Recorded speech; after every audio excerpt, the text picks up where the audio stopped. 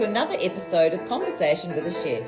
I'm Jo Ritty and I love sharing with you the conversations I get to have with talented and passionate chefs. It's the backstory, if you will, to the food they're putting up. I begin today by acknowledging the Wurundjeri people of the Kulin Nation, traditional custodians of the unceded land where this conversation takes place, and I pay my respects to their elders past, present and emerging. Elias Salomonsson is firmly at the helm of Circl Winehouse, continuing to shape a kitchen that leans Nordic in philosophy but is grounded in Australian produce. I've spoken to Elias before here, and this time he's joined by Derek Kim, former head chef of Tetsuya's and now leading the kitchen at Garaku, part of Prefecture 48 in Sydney. Derek's cooking carries the precision and discipline of Japanese technique shaped by years in one of Australia's most exacting kitchens. Together for the Melbourne Food and Wine Festival, they're not trying to meet in the middle. This is a side-by-side conversation. Scandinavian restraint alongside Japanese structure, both anchored in produce, both underpinned by a shared belief that kitchens work best when the people in them do too. It's less about fusion and more about flow. Two distinct voices, one menu that moves between them. So Elias, it's lovely to have you back, and Derek, welcome. I'm so glad that I get to speak to you ahead of your collaboration in the Melbourne Food and Wine Festival.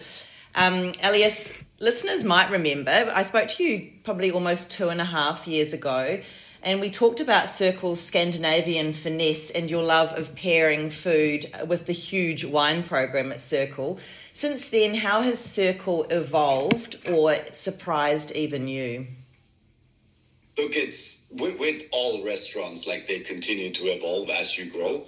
I don't think a restaurant stays stagnant for very long. So you keep evolving, you keep doing new things, and you kind of like play around with different techniques and different offerings. So, we introduced our Circl experience, which has been wildly successful, which is more of a, a degustation offering, which has been a lot of fun, right? Because it gives a lot of the team more freedom to play around with, because we want it to be quite different from what the usual a la carte offering is. And look, it's definitely challenging, like opening a new restaurant. I know Derek can speak for that as well, opening Garaku. But the more you grow, the more you learn, and the more exciting it becomes. You know what I mean? Because as the business grows, it evolves, and it's like the original plan is something completely different to what it is now, right? Because when you open it, you don't really understand what is actually going to happen, and then as the business grows and evolves, it actually morphs into something that's so much better and so much more suitable. And I guess that makes it exciting still to go to work, which is great. 100%, yeah. I mean, I think most chefs that has been in the industry, and same for, sommeliers and stuff like that, if you don't have a clear passion for what you do, like this is a hard industry to stay long term in, because you have to love cooking, you have to love the hard work, right? Because it's not an easy job. Yeah, absolutely. And Derek, this is your first time on Conversation with a Chef. I feel very lucky. What a moment to have you. You trained under Chef Yoshi and you worked in Europe, and ultimately you became the final executive head chef at Tetsuya's. What parts of that journey feel most present in your cooking today?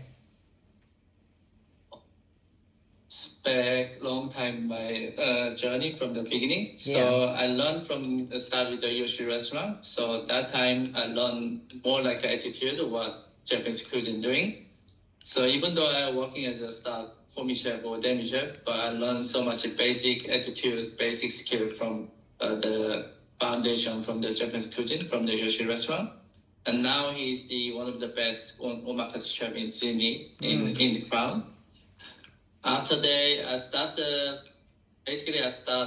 Tetsuya 2013 first. And then first time worked for 2 years.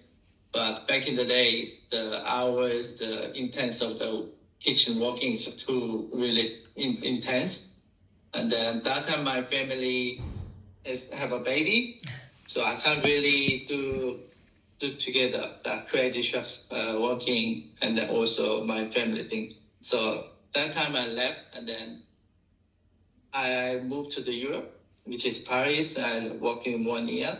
And then that time I have a little experience with the Scandinavian food. So this is collaboration kind of nostalgic my memory as well. and then moved to the Sydney again. Chef Tetsuya for me to join the team again. And then all from the journey to close the Tetsuya restaurant, I opened this Garaku restaurant. It's not only only move to the restaurant. It's for part of my life and then for my journey as well. So all from everything from Yoshi-san or Tetsuya, Chef Tetsuya, all my experience just everything make everything balanced to now. So. And I heard you speaking on another podcast, and you were saying something that's very close to my heart, that when you're cooking, you have to be happy because those feelings go into your food. And I quite often reference, one of my favourite books is a Spanish book called Like Water for Chocolate, where a woman cooks and all her emotions go into the food, and the people who eat them then react. So I really loved hearing you say that. So this is obviously a great passion for you. Yeah. Of course, people can feel it, and then back in the day, like even same as Elias, he worked a lot under pressure, but I work as well, and then I did for my juniors as well before. When I become a chef, I don't really make that kind of environment. But this is kind of toxic because we working as a team, we have to be happy all together. Yeah. So we're not happy working as a team, then it's ruin the service, ruin the food.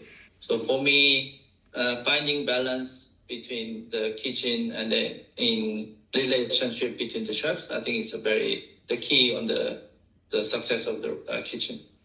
Yeah, I love that. I agree. Just thinking about both of you now, your restaurants are quite different. So you've got Circl with its huge cellar, like a dream come true for me to walk into that wine cellar, and lots of Nordic touches, and then Garaku with its kaseki precision and dramatic staging. What's the first thing that you noticed about each other's food? Okay, Elias, you start first. Yeah, I mean, I've always really loved the Japanese style of just like you said, precision, right? And I feel like when you go to Japan, it doesn't matter if it's for cooking, knife making, pottery, everything is just 100% professionalism, you know what I mean? It's also, it's similar to what I do as well. It's a really big focus on produce. You have to source the best that you can find, and you want to showcase what the season has to offer and what is the most amazing thing coming through at this very moment, right? Looking at what is the fisherman catching, right? What is the farmers actually pulling up from the ground? You want to source the best quality thing and really let the product showcase itself. And I think that's something that both me and Derek have in common. The way it differs as well, right? For me, being from Sweden, right? Ferments, pickles, preservation is big in what I do, but it's also a lot of fat, right? In Sweden, we do cook with a lot of butter, a lot of cream, right? Because that is what you need when you're living up there, and it's pretty cold, let's be honest. So you do tend to have quite a hearty, fatty cuisine with a lot of in winter, you get all your root vegetables and everything like that coming through. So it does change quite a lot, and for me, I'm not trying to be an authentic Swedish restaurant because it's almost impossible to do it down here because I can't get the same produce in Australia that I can get in Sweden. It's just it's not the same, right? So it's more just, using the same techniques and the same systems and the same philosophy that I've always used and I grew up, you know what I mean? Try to eliminate as much waste as possible, you know what I mean? And have similar style dishes, you know what I mean? But as using Australian produce. Mm-hmm. I think the most interesting part between Garaku and Circl, I think we trade the ingredients first. I think we start with extracting the pure taste from the seasonal ingredients, and then I think the Scandinavian food more like what Elias said, more like preservation, acidity, and then using the natural flavor. But the Garaku, we also care about a lot of seasonality and then balance of the flavor. And then more Japanese cuisine is more structured, but we have our own style. And And also the Scandinavian food, I think style feels a little bit more free compared to Japanese.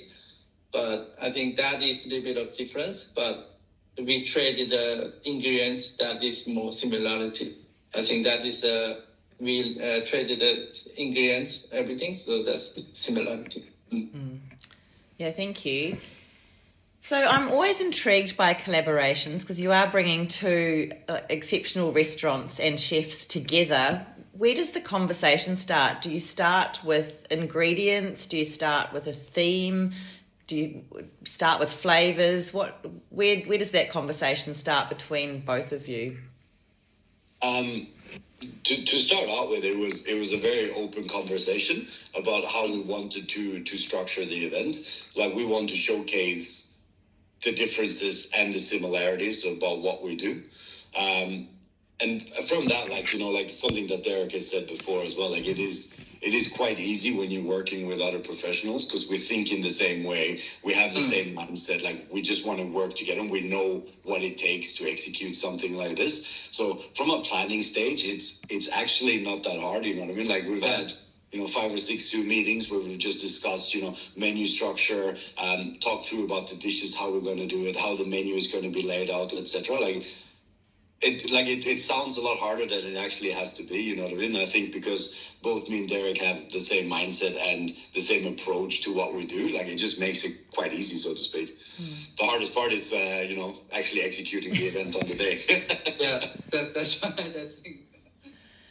And for me, almost like Elias say everything what I want to say, but like if you meet some creativity and passionate chef like Elias, the conversation is very natural. It doesn't need to talk much. I know what he's thinking. He knows what I'm thinking. Inspiration is very free as well, and then we can get anywhere, any ingredients, and it's not about like not hard or not. We just talk each other. We find more personality, and then it become just a natural make the menu.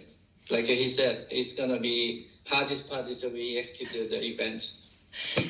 And Derek, when you step into someone else's kitchen, so you're going to be in Elias's kitchen at Circl, does it take you for a moment to understand the flow, or are all kitchens the same, or how do you get into that space and feel comfortable there?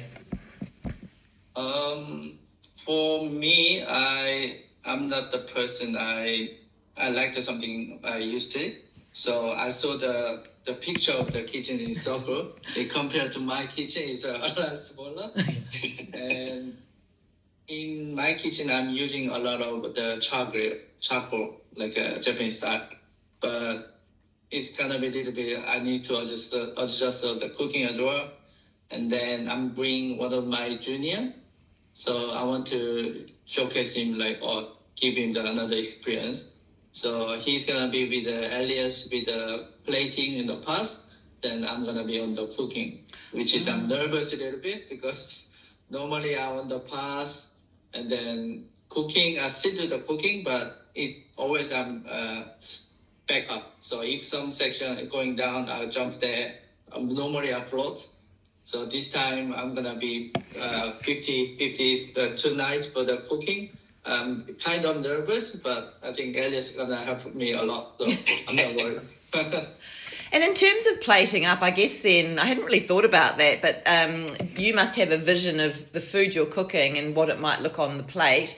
Elias, how do you pick that up? And obviously you have discussions about what it might look on the plate. Look, I've done a lot of these collaboration events, like in my other jobs, right? Like, so for me, it's just understanding, like, there always has to be a little bit of a flex involved in it. And it's just about, like, adjusting to the situation, right? Like, sometimes you have something in mind, but when you actually go there, it's completely different because the plates are not exactly what you envisioned, right? So it's just about being very flexible, right? So for me, I know the place, right? Because it's Circl is my restaurant. Like, I know all the plates, I know all the ins and outs, right? So for me, it's very easy to chop and change as needed, right? So it's just about when you have like the Garaku team with Derek coming down, you just need to be as flexible with them and just give them all the all the support and what they need to execute it so they can get it to what they envisioned it's supposed to be. So that's the main thing, right? Like, so it's just about, you know, putting your little thinking cap on and start planning ahead. But I'm not really too concerned about that, like, because like both me and Derek have been doing this for a long time, and like we've already started talking about the plates, and that's probably the first conversation we'll have as soon as Derek comes down on Wednesday about what dish goes on what plate and stuff like that, and we'll just have to organize that way. And in that heat of the kitchen and a new kitchen and the collaboration, are you able to have fun together, do you think? Of course. I think. Yeah. Like this. At the end of the survey, you know, the Circl have a great wine list, but when I look at it, so I'm expecting after survey have a great glass of wine, and that's what I want, you know. Probably more than one glass, let's be honest. Actually, speaking of wine, Elias, I was going to say, you know, you're known for your wine program. The wines are going to be matched to Derek's food. What's the process there? So Derek is sent through detailed description of all dishes, Yeah. With what the ingredients are, what's the flavor profile, and then I've kind of worked with the sommelier team on like describing the flavor more in depth, right? Because it's easier for me to describe it than it is just reading on a paper. So we've worked that out together already. So we'll have 3 different pairings available on the night, which is quite exciting. Yeah, amazing. When you have 2 great chefs collaborating together, how do you each integrate that second voice into your own approach to cooking? So the way I always see it, Joe, is that when there's like 2 leaders in the team, right? Like you kind of split what you're doing, right? So like Derek's main focus is obviously purely on the Garaku dishes, right? Sure. Whereas my focus will be on the Circl dishes, but I'll have a larger team around me because we're down at Circl. So it's easier for me to be able to like lead the flow of the kitchen while looking over the Circl dishes, right? You know what I mean? Because I'm on home base, so to speak, right? Sure, yeah. Advantage. So it does makes it easier for Derek in some aspects because he has clear focus on just what he needs to get done for his dishes. Yeah. With the support of the Circl team as well. Because I'll obviously have more of my staff there than Derek. Derek only has one of his chefs with him. So like it kind of works like that, right? Whereas if I'd be going up to Sydney, it'd be the opposite, right? Like where you know, like Derek would be guiding the flow and everything like that, and I would just be focusing on my dishes and my food that's coming up. Yeah. Yeah, I agree with that. I'm looking forward to you coming to Sydney. You and the Circl team to collaborate Sydney soon. Yeah. That's an inside cause for you, Joe. It's something that's on the card for later on. Okay, I'm sorry. That's fun. That's great. I love it. Is there a midpoint dish where you can see both restaurants coming together? Like, I think, like I said earlier, the way we envision this event is showcasing both restaurants side by side. Yeah. Because they are very, very different concepts at heart. Yeah. You know what I mean? Like with the way Derek cooks and with the way I cook, it is just naturally different, just purely from what we both do. So it's not really about like how it comes together, so to speak, right? Because it is about building a flow on the menu. So how the menu translate as you actually go along, you know what I mean? And yeah, like it'll be quite different because the flavor profiles are quite different as it moves along, but it's not that different, if that makes sense. Like there's still a general tone to the menu and the way it flows, and like when you read the menu, like it reads very, very well. I'm very excited. I think it's a different style of cuisine, but I would say it's well combined. So even though only see the single menu, or maybe it's different, but when you look at the full menu, I think it's very well combined. You can get like easier one experience, I think. Yeah. Yeah. What did you learn from each other through this process? For me, it's just like with Derek, because he has, you know, like that Japanese focus, right? Like, so what he calls things and what I call things could be the same product, but, you know, like he calls this one thing and I call it something else. So it had to be something, send something through. I'm like, what is that? And I have to Google it. I'm like, yeah. So it's just a little bit of like, you know, because it's just slight differences, but it's all the same, if that makes sense. Yeah. It's interesting, right? But it's also interesting to see the different techniques coming into play, right? Because it is quite different from what I do, you know, traditionally. So yeah, I'm very excited for that. Yeah, for me, when I speak the Elias in the beginning, it's more like I think a little bit a lot more because you know meeting is someone like inspiring chef gives you the reminder why you are in this industry, and you know it's creativity and then innovation. And I thought before like, why become a chef in the first place? So you know, it's good to have like talk to other restaurant, talk to other chef. I think it's really good. Just rather than you just focus on the one restaurant. I think it's a great opportunity to Circl to reach out doing this collaboration. So thank you, Elias. Thank you. I mean, like, we're both in this industry because we love food, right? Like, you know, this is our whole passion. This is our whole career, right? Like, so when you have that passion, it just makes it easy to work with each other, right? Because we both love what we do. Like, we've been doing it for our whole careers pretty much, you know what I mean? So just bringing it together is just, it's a lot of work, but it's also so much fun. Like, when you're doing these events and like seeing the different dishes and, you know, how it all comes together in the end, like it's super rewarding and super, super fun. Amazing. Thank you so much. I hope you have a really fun few days together, and what a gift for me to be able to speak to you. It's been so great. Thank you. Thank you so much. Joe. Thank you so much for listening to this episode of Conversation with a Chef with Elias Salomonsson at Circl Winehouse and Derek Kim from Garaku, cooking together for the Melbourne Food and Wine Festival. You can check out all the goodness from their respective restaurants on Instagram at Circl Winehouse. Circl does not have a final E. And Garaku P48, that's Garaku P48. And if you'd like to hear more stories from other chefs, I'm also on Instagram at Conversation with a Chef. You can read this chat online at www.conversationwithachef.com, and of course you can follow me on Apple and Spotify podcasts.